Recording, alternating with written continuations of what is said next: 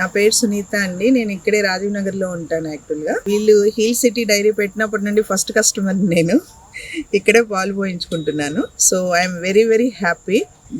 ఇక్కడ ఫస్ట్ గేదె పాలు దొరుకుతున్నాను, చాలా హ్యాపీ. కొన్ని సంవత్సరాలుగా ప్యాకెట్ పాలే వాడుతున్నాం మేము. సో నేను అసలు మామూలుగా పాలు తాగే అలవాటు ఉండే, ప్యాకెట్ పాలు యూజ్ చేయడం వల్ల అసలు తాగటం మానేశాను. అలాంటిది ఇప్పుడు గేదె పాలు దొరుకుతున్నాయి, కొంచెం హెల్తీగా తయారయ్యాను.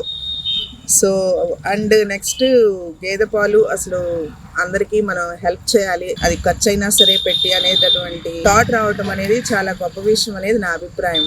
ఎప్పుడు వీళ్ళు అసలు నీళ్లు కూడా కలపకుండా మన ముందే పోస్తారు.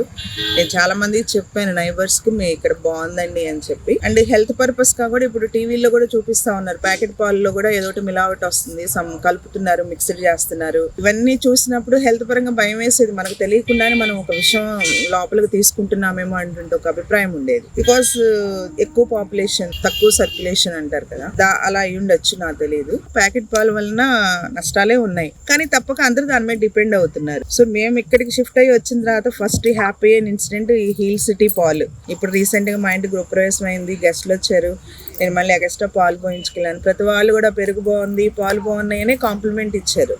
So I'm very very happy. Finally heal city is the best.